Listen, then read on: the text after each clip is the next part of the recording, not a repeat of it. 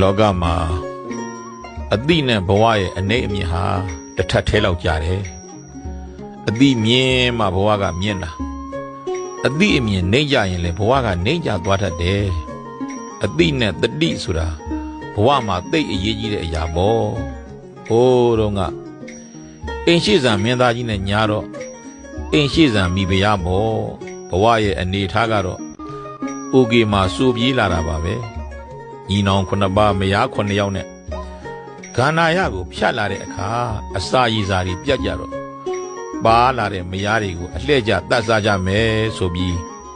ပါလာတဲ့မယားတွေကိုအလှည့်ကျတတ်စားခဲ့ကြပြီမယ်လို့နောင်တော်ကြီးကသူ့မိဖုရားအလှည့်ကျတော့မတတ်ရဲ့မစားရဲ့လို့ညီနောင်တွေအပေါ်တစ္ဆာဖောက်ပြီးမယားကိုထပ်ပြီးတော့တောလန်းကထွက်ပြေးလာတဲ့အထိအိမ်ရှိစံမင်းသားကြီးရဲ့အချစ်တွေကိုခံခဲ့ရတဲ့အချစ်တော်မိဖုရားလေးပေါ့လမ်းသွားရင်ရင်ငါလိုက်တာမောင်းတော်ရဲ့လို့ဆိုတော့မိဖုရားကိုပခိုးမောကချထက်လာတဲ့ဓာတ်နဲ့ခန္ဓာကိုယ်ကသွေးဖောက်ပြီးတော့ရော့တော့ဆိုပြီးတော့တိုက်လောက်အောင်အိမ်ရှိစံမင်းသားကြီးရဲ့အချစ်တွေကိုသိမ့်ပိုက်ရယူနိုင်ခဲ့တဲ့အချစ်တွေကံကောင်းခဲ့တဲ့အချစ်ခံမိဖုရားလေးတစ်ပါးပေါ့အဲ့ဒီလိုဘဝဘေးအခြေအနေတွေကအာလုံးကောင်းခဲ့တဲ့သူအဲ့ဒါလိုဘဝဘေးအခြေအနေတွေကအာလုံးကောင်းနေခဲ့ပေမဲ့လေသူ့အသည့်သူ့အမြင်ကသူများပစ္စည်းတွေကိုခိုးလို့အဖမ်းခံရပြီးတော့ခြေဖြတ်လက်ဖြတ်မြေကမ်းစပ်ကနေမျောလွတ်လိုက်လို့ခြေမပါလက်မပါနဲ့မျောချင်ရမျောလာတဲ့ခြေပြတ်လက်ပြတ်တခိုးငပောင်တို့ကိုမြင်ပြန်တော့ကိုထိန်းရကောင်းမှမသိစိတ်အလိုလိုက်စိတ်အကြိုက်ဦးစားပေးပြီးဝေဖန်ပိုင်းခြားနိုင်တဲ့အတိမဲ့နဲ့သွားချစ်လိုက်ပြန်တဲ့အတိမဲ့သူမိဖုရားလေးတစ်ပါးဖြစ်ပြန်ရောအဲ့ဒီတခိုးငပောင်တို့ကြီးကမှချစ်လှကြီးကြိုက်လှကြီးဆိုပြီးညီနောင်တွေပေါ်တစ္ဆာဖောက်ပြီးတော့လမ်းမှာကိုခန္ဓာကသွေးကိုတောင်ဖောက်တိုက်ခဲ့တဲ့ဘရင်သာအိမ်ရှိစံမင်းသားကိုတေချောင်းကြံပြီးတော့ငပောင်တို့တခိုးကြီးနဲ့ထွက်ပြေးခဲ့တဲ့အတိမဲ့တဲ့မိဖုရားပေါ့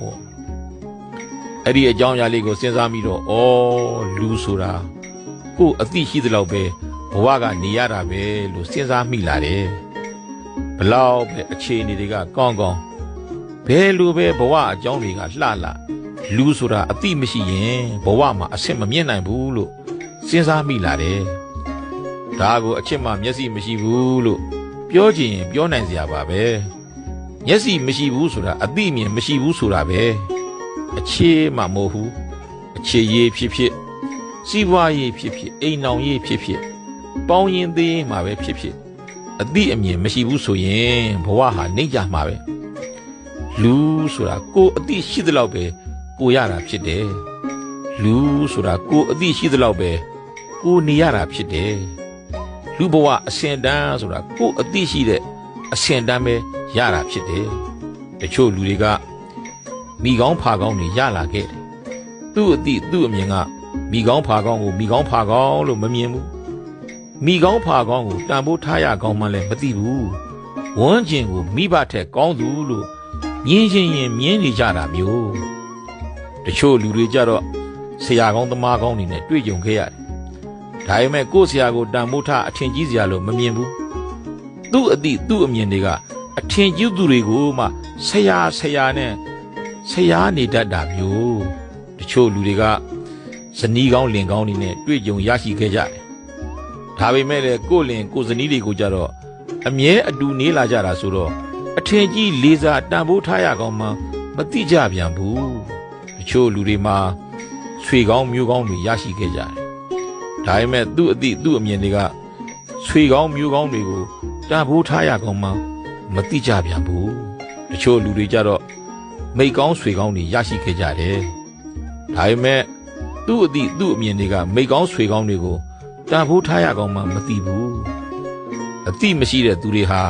ပါဇက်ပေါက်ရောက်နေတဲ့ထမင်းလုတ်ကိုတောင်ကိုယ်တိုင်မှုတ်ထုတ်ပြစ်တတ်ကြတယ်အဲ့ဒီလိုမိကောင်းဖာကောင်းဆရာကောင်းသမားကောင်းလင်ကောင်းဇနီးကောင်းဆွေကောင်းမျိုးကောင်းတွေကိုကောင်းလို့ကောင်းမှလည်းမသိတန်ဖိုးထားလို့တန်ဖိုးထားရကောင်းမှလည်းမသိနဲ့တန်ဖိုးရှိတာကိုတန်ဖိုးရှိမှမသိတန်ဖိုးမရှိတာတွေကိုမှတန်ဖိုးရှိတယ်လို့ထင်သူ့အမြင်သူ့အသည့်ကသူ့ဘဝကိုဖန်တီးပေးလိုက်တဲ့အခါကျတော့ဘဝဆိုတာ ဘလောက်ပဲအစဉ်ပြေချောမွေ့တဲ့မိဘဆွေမျိုးဆရာသမားမိကောင်းဆွေကောင်းတွေနဲ့တွေ့ဘဝဆိုတာအတိရှိသလောက်ပဲနေရတာဘဝဆိုတာအတိရှိသလောက်ပဲစားရတာဘဝဆိုတာအတိရှိသလောက်ပဲဝတ်ရတာဖြစ်တယ်ကိုယ့်ဘဝဟာကိုယ့်အတိရှိသလောက်ပဲဖြစ်နေတဲ့ပုံစံဆိုတာသိမြင်ထားရမယ်ကိုယ့်ဘဝကိုမြင်မှခြင်းရင်ကိုယ့်အတိကိုမြင့်တင်ကြရမယ်ကိုယ့်ဘဝကိုပြုပြင်ခြင်းရင်ကိုယ့်အတိကိုအရင်ပြုပြင်ရလိမ့်မယ်ကိုယ့်ဘဝကိုကောင်းခြင်းရင်ကိုယ့်အတိကိုကောင်းအောင်ပြုပြင်ကြရမယ်အတိကိုမပြုပြင်မဲ့ဘဝကိုမြင်မရဘူးအတိကိုမမြင့်တင်မဲ့ဘဝကိုမြင့်တင်လို့မရနိုင်ဘူးအတိကိုကောင်းအောင်မလုပ်ပဲဘဝကိုကောင်းအောင်လုပ်မရနိုင်ဘူးအင်းရှိဇံမင်းသားရဲ့အချစ်တော်မိဖုရားလောင်းကတက်တည်ပြသွားခဲ့တယ်မဟုတ်လားသူ့ဘဝသူ့အခြေကဘလောက်ပဲကောင်းကောင်းသူ့အတိတရားကတခိုးငပောင်တို့ကိုမှလက်ခံခြင်းနဲ့အတိတရားဖြစ်လေတော့တခိုးငပောင်တို့ကိုခေါင်းပေါ်ရွက်တရွာဝင်တရွာထွက်နဲ့တောင်းစားခဲ့ရတဲ့ဘဝမှုကံတရားပါလို့လှည့်ချလိုက်ကြရင်လည်းပဲလူအတိတရားကိုတန်ဖိုးထားအတိအမှတ်မပြုတ်ရရောက်သွားလိမ့်မယ်နေကုန်းချုပ်ရရင်တော့လူဆိုတာအတိရှိသလောက်ပဲဘဝအစဉ်တန်းကရတယ်ဆိုတာကိုသိမြင်ပြီးအားလုံးကိုယ့်ရဲ့အတိတရားတွေကိုမြင့်တင်နိုင်ကြပါစေလို့ပဲဆန္ဒပြုခဲ့ပါတယ်